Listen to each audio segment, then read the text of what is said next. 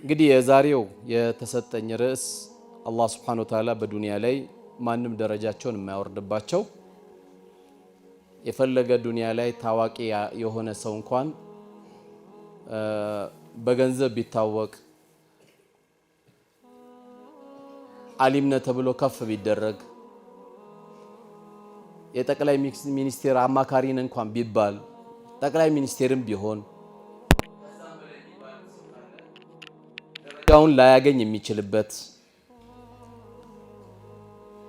የዚህ አይነት ደረጃ በዱንያ ላይ አላህ ሰጥቶኛል ብሎ ከፍ ብሎ የማይታይበት አላህ ዱንያ ላይ ከሰጠን ትልቁ ነገር ወላጆቻችን ናቸው።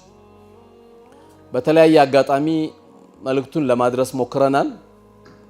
ቢያንስ በወላጆች ጉዳይ በተለያየ መድረክ ባስተላለፍነው በተለያየ መንገድ ባስተላለፍነው አልহামዱሊላህ ረብል ዓለሚን ወላጆችን በሚመለከት እኛ በሃይማኖታችን እንደዚህ አይነት መልእክትን መስማት አልቻልንም በማለት የሌላው እምነት ተከታይ ያዳምጠው ወደ 24 ሚሊዮን ስለናቶች ተደምጧል። አልহামዱሊላህ ይሄ በየትኛውም አጋጣሚ አላህ ይሰማል ካላለ በስተቀር ይሄን ቁጥር ማግኘት የምትችለው አይደለምና አልহামዱሊላህ ሌሎችም ቢሆን ቦርቡሮ ስለ ህይወታችን ያለንበት ነገር ሁሉ የሚነግረን ቢኖር ኢስላም ብቻ ነው። አፍንጫችን ይዘን ከምንገባበት ሽንት ቤት አንስቶ እስከምንኖርበት ህይወት ድረስ መመሪያ ያለው ዲን ነው። በጣም በሚገርም ሁኔታ አራስ ቤት ለሄደች ለወለደች እህቴ የሚደረግ ዚክር የተለየ ነው።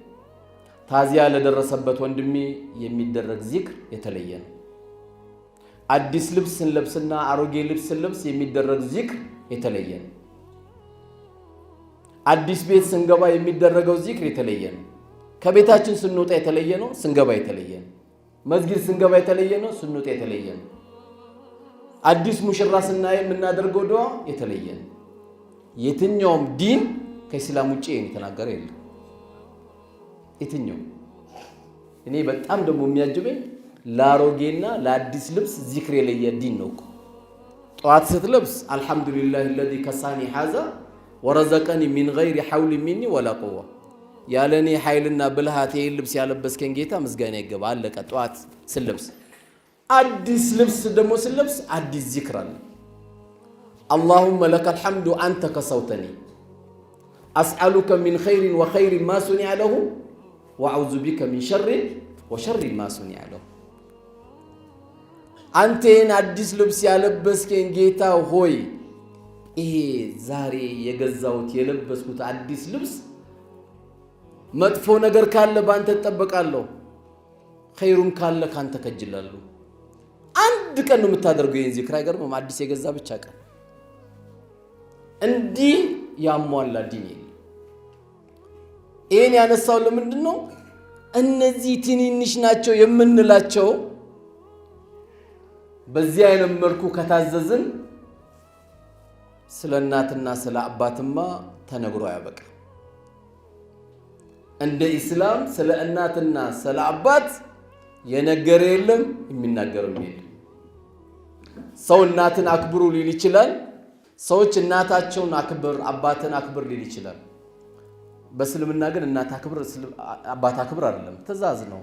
ማክበር ሳይሆን ትእዛዝ የምትፈጽመው ነው። እናት ማክበር አለማክበር አባት ማክበር አለማክበር ምርጫ አይደለም። እኛ እንደዚህ ሄደን ምን መክሮ የለም። እንደ ኢስላም ምርጫ የለውም። አላህ ለእናትና ለአባት ምርጫ አለመኖሩን ማረጋገጫ የሌላ እምነት ተከታይ እንኳን ቢሆኑ እናትና አባቶቻችሁ ወሳሂቡሁማ ፊ ዱንያ ማዕሩፍ። እናቴ አመመሽ ወይ? መጣውልሽ እናቴ አስቤዛ አልተሟላልሽም? መጣው እናቴ። ምንድነው ደበረሽ? ሐኪም ቤት ልውሰድሽ እናቴ? የፈለገ እምነት ተከታይቱ ወሳሂቡሁማ ፊ ዱንያ ማዕሩፍ። አንተ ያለ ላይ ርባት፣ አንተ ያለ ላይ ጠማት፣ አንተ ያለች ላትከጅል በሃይማኖት ጉዳይ ብቻ ሲመጡብህ ለኩም ዲኑኩም ወሊየዲን። እናቴ አንቺም በሃይማኖትሽ ነሽ፣ እኔም አላህ አዞኝ ነው። አንቺ የምታመልከው ያዞሽ አይደል? አዎ፣ እዚህ ጋር መለያችን ነው እናቴ። ከዚህ ውጪ ግን በሃይማኖት ጉዳይ በስተቀር እኔ አንቺን እንድخدም ካንቺ ጎን እንድቆም ስላንቺ ማንነት እንድከታተል አላህ አዞኛል። ድንገት እናትም ሸሃዳ እንዳትይዝ ያረከው እኮ አንተ ልትሆን ትችላለህ። ለምን ገምጫጫ የሆነ ባህሪ እሷ ጋር እያሳየው ነው። የሆነ ነገር አድርግ ስትባል ትላለህ። ስልክ ስትደውልላት አታነሳላትም። እንደውም እሷ የሌላ እምነት ተከታይ ስትሆን ሜዳ ላይ እስልምና ማሳየት አለብህ። ሁሉም ሐጃ ከሷ በኋላ ነው። ሁሉም ሐጃ ከሱ በኋላ ነው። ከነሱ በላይ ሐጃ የለንም ዱንያ ላይ። ለምን የነሱ ቃና አንቱ የአላህ መላእክተኛ ወይ አባቴ ገንዘቤን ይከጅላል፣ አባቴ ገንዘቤን ይከጅላል፣ ሊወስድብኝ ይከጅላል ሲላቸው ምን ይገርማል እሱ ነው ያሉት። ገንዘብም አንተም የሱ ነው ያሉት። እሱ ለገንዘቡ ክስ ሊያቀርብ ነበር። ስለ ብሩ ሳይሆን አንተም የሱ ቃና ነው ያሉት። አላህ Subhanahu Wa Ta'ala እንግዲህ አጠገብ ብዙ አባት ብዙ እናት ቀብር ገብተዋሉ። አላህ ቀብራቸውን አላህ ያሳምረው። ረውደቱል ሚን ሪያዲል ጀና አላህ ያርጋቸው። እኛም እንግዲህ ቀብር ገብተን የማይረሱ ልጆች አላህ ይስጠን። ያው በዛም በዚህ ማለቁ አይቀርም። ወደርንም ጠላንም እቺ ዱንያ ማለቁ አይቀርም። ሰዎች ቢያፈቅሯትም ባያፈቅሯትም ቁል መታዕ ዱንያ ቀሊል ነው ያለ አላህ። የዚህች ቅርቢቷ ትንሽ ናት ነው ያለው። አላህ ደግሞ መስጊድ ገብቶ ዱዓ የሚያደርግል ልጅ ትተመሄድ ማለት እኮ መች ሞት ካንተ። ስንት አባቶች ሞቱ፣ ስንት እናቶች ሞቱ። 150 100 120 ሚሊዮን ብር ጥሎ ሄደዋሉ። አንድ ሰው በሰደቃ እንኳን አያስታውሳቸውም። አንድ ኢላ መን ረሒመ ረቢ። አላህ ያዘነላቸውማ የአባታቸውን ውርስ ሳይሆን አረ እኔ ያረግለታለሁ ለአባቴ የሚል ደግሞ ጀግኖች አሉ። ሁሉም መጥፎ አይባልም፣ ሁሉም ጥሩ አይባልም። ብዙ ግን የምናየው ቶሎ ይወርሳል። አባቱ ያልነዳው መኪና ሲነዳ ነው የምታየው። ወዲያው ካልኩሌት ነው የሚደረገው ስለራሱ እንጂ ስለዛ አባቱ ስለዛ እናቱ አይደለም። ኸይረኞችስ በእናታቸው ስም አምፖል ያስገባሉ። አንድ ቁርአን ገዝተው ያስገባሉ በእናታቸው ስም። መስጊድ ምንጣፍ ያስነጥፋሉ። በእናቴ ስም ሙአዚኑን ይዣለሁ ይላሉ። በእናቴ ስም ኢማሙን ይዣለሁ፣ በእናቴ ስም መስጊድ የሚخدመውን ጥበቃ ይዣለሁ። አሁን እኛ እንደዚህ የምንጠራቸው ሰዎች ተራ ይመስሉናል። ተራ ኢማም ሲባል ተራ። ለምን 00 መኪና የለውማ፣ 00 መኪና የለው። ሙአዚን ሲባል ተራ ይመስለናል። ዱንያ ላይ እኮ እንደ ሙአዚን እኮ ትልቅ ጥሪ የሚያደርግ የለም። ወደ ስኬት ኑ የሚለው ሙአዚን ብቻ ነው እኮ፣ ሌላ የለም። ሌላ ወደ ሺሻ ኑ፣ ወደ ጫት ኑ፣ ወደ ድብድብ ኑ፣ ወደ ሲኒማ ኑ፣ ወደ ድራፍት ቤት ኑ እያለ ነው ጥሪ የሚያደርገው። ብልጭልጭ አድርጎ ድርግም አድርጎ ዲኮር አብርቶል ይጠራል። ብርን ትከፍላለህ፣ ትንገዳገዳለህ፣ ትቦ ውስጥ ትወርቃለህ። ለአራት ተሸክሞ አልጋ ላይ ይወረውራል በገዛ ገንዘብ። ሙአዚን እኮ ነገ የውመል ቂያማ እንደ ግመል ሻኛ ከፍ ብሎ የሚታየው ሙአዚን ነው እኮ። አይገርምም? ሙጃሂዲንን በልጦ አላህ ያሳያችሁ። እንደ ህይወትም መስጠት የበለጠ እኮ የለም አይደል? ከነዚህ በልጦ ግን ነገ የውመል ቂያማ እንደ ግመል ሻኛ ሙአዚን ይታያል። በቃ የኛ ሀገር ሙአዚን ደግሞ አንጀት ነው የሚበሉት። ማንም ጓደኛ የላቸውም። ደሞዛቸው 4000 ነው። ለብድር አያመቹ፣ ለብፌ አያመቹ። የ15000 ብር ደግሞ ሱፍ አይለብሱ። ማን ያቸው? ማን ነው ከማካከላቸው ሙአዚኑ ጓደኛዬ ነው፣ ተዳሪ ላይ ችግር ሲፈጠር እጅ ያማክረዋለሁ። ኢማማችን ጓደኛዬ ናቸው፣ የሆድ ጓደኛዬ ናቸው፣ ችግር ሲኖር እጅ ያማክራቸዋለሁ። ስራዬ ላይ እንደዚህ አይነት ቢዝነስ ሲመጣ እንዳይሳሳትና ቤቴ حرام እንዳይገባ ኢማሜን አማክራለሁ። ማን ነው እስቲ? አለ ነው የዚህ አይነት ሰው አለ ነው? ከሌለ ባዶ ነው። የሆነ ሰው እኮ ሊኖር ይገባል። የሆነ ሰው ሲጨንቆ እንኳን ጠንቋይ ያለው እኮ ጠንቋይ ሊያጭበረብረው፣ ሊያምታታው፣ ሊያፋታው፣ ገንዘቡን ሊዘርፈው ጠንቋይ ይዛል እኮ ሰው። ኢማሙ ሙአዚኑ የሚቅር ካልክ ደግሞ ብልሆች ጓደኛ የሚያደርጉት ማንም መሰለ? እናታቸውን። ብልሆች አባታቸውን ጓደኛ ያደርጋሉ። እስቲ እናቴ እንደዚህ እየተፈጠረ ነው፣ ባባ እንደዚህ እየተፈጠረ ነው፣ ምን ትለኛለህ? አባዬ እንደዚህ ሊጀምር ነው፣ እናቴ እንዲህ ሊጀምር ነው፣ ምን ትይኛለሽ? በእኛ ጭንቅላት በቃ ቻሮጊት ጋር እንዴት አድርጌ ላውራ፣ ሽማግሌ ጋር እንዴት ላውራ? አጃይ ትገባለህ። አብሽር አንተም ከዘራ መያዝ አይቀር፣ ወደዛ ጀማዕ መግባት አይቀርም። ሱነት አላህ ይልከው ነው። መቼ ነው እናትን ጓደኛ ያደረካት? አንዳንድ የሚያሳዝኑኝ ጠቦች አሉ። ምንድነው የተጣላችሁት? አይ እናቷ ጋር ሊድ ብላኝ እኮ አስቸገረችኝ። በተቃራኒ ደግሞ ምን ትሰማለህ? አይ አባቷ ጋር ሂጅ ሲሄድ ምን ነው አመሸ ብላ ተጣላች። ላኢላሃ ኢላላህ ምን ያለ እንደወረድን አያችሁ። ሚስት እናቴ ጋር ሊድ ካለች አረ ሂጂ እናቴ ከቻልሽ አድረሽ ነኝ ሂጂ እናትሽ አይደሉ እንዴ? ምንድነው ናክል ዱንያን ትልቅ ያደርግ ነው? እናቷን አይታ ትምጣ እንጂ አድራ ትምጣ እንጂ 30 ዓመት ያሳደገቻት እናቷ አንተ 10 ዓመት 5 ዓመት ካገባት ካሁን በኋላ እናትሽ ጋር የምትሄጂ ከሆነ ፈታሻለሁ ካልክ አላህ ፈቶካል አንተ ራስህ። እሷም ደግሞ እናትህ ጋር እንዴት አመሸ ቀለል እናርገው ቁጭ ብለን እንወያይ። ፈረንጆቹ ከዝንጀሮ እየተግባቡ እኮ እያሳዩን ነው። አንተ ቤት ላይ ሌባ የማይዘርፍ ከሆነ ሚስትህን ይዘህ እናቷ ቤት ለምን ሀጂ ነብይ ጋር ለምትሄደው እናት ጋር ነው የምትሄደው።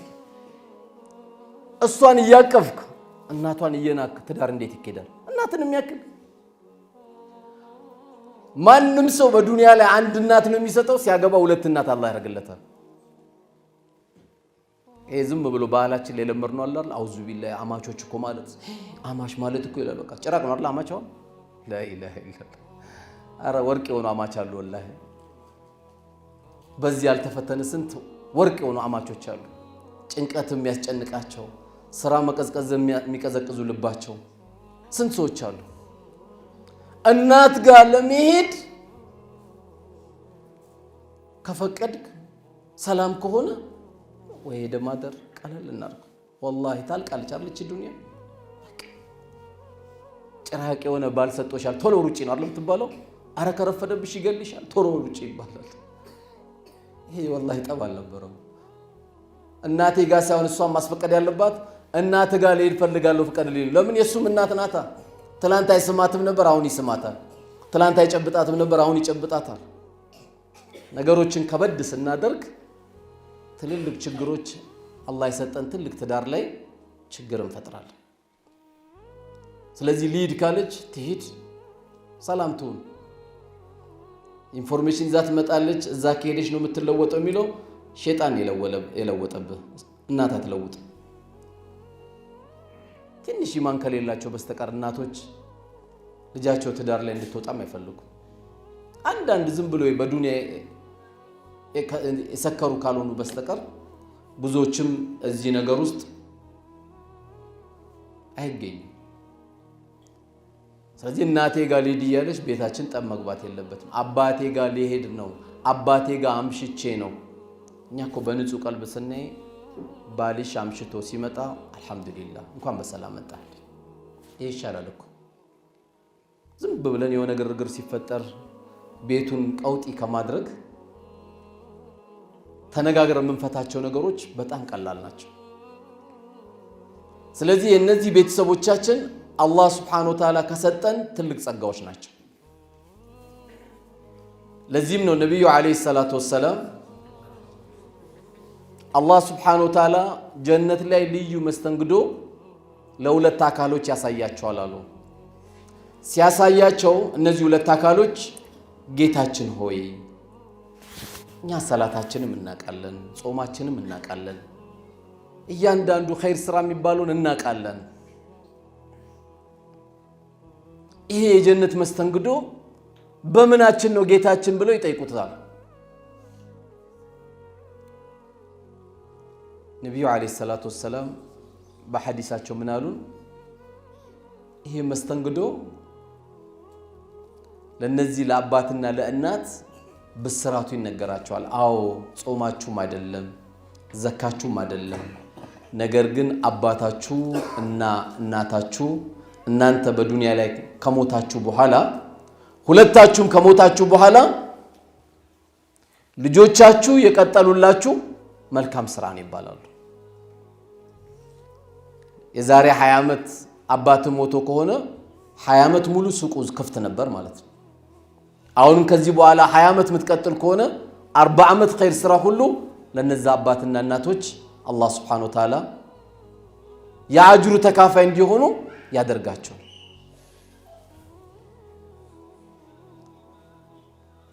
ስለዚህ ልጅ አባትና እናት በሚሞቱበት ጊዜ የማይቋረጥ ስራ ዛሬ ማስቀመጥ ያስፈልጋል። የዚህ ቤት ፍቅር እነዚህ ልጆች ከሰጠናቸው ወላሂ ትልቅ ነገር አውርሳል አንተ። ለዚህ ነው አንድ አባት ለልጆቹ ኮስያ አይናገርም። 100 ሚሊዮን ብር ጥዬላችኋለሁ አንተ 30% ውሰድ፣ አንተ 20% ውሰድ፣ አንተ 10% ውሰድ ማለት አይችልም። ከሱ የሚጠበቀው ምንድነው? መሞት ብቻ። መመደብ አይችልም። ቁርአኑ መድቦ ጨርሷል። ካለ ደይኑን ብቻ ነው የምናስቀድመው። ብድር ካለበት ይከፈለለታል። ከዛ በኋላ ለወንዱ ምን እንደሚሰጠው፣ ለሴት ምን እንደሚሰጣት፣ ለሚስቱ ምን እንደሚሰጣት 1/8ኛ 1/9ኛ ተብሎ ተመዳድበዋል። እኛ ወሲያ ለልጆቻችን ማድረግ ያለብን አልማሉ ወልበኑነ ዚነቱል ሐያቲ ዱንያ፣ የዱንያ ጌጦቻችሁ ገንዘባችሁና ልጆቻችሁ የዱንያ ጌጦቻችሁን የተባሉት እነዚህ ልጆች ነው ሳሊ ማድረግ የሚያስፈልገው። አባት እንደ አባትነቱ እናት እንደ እናትነቷ እንድትጠራ አላህ Subhanahu Wa Ta'ala የሰጠንን ጊዜ ተጠቅመን እነዚህ ልጆች በዚህ ተርቢያ እንዲያድጉ ማድረግ አለብን።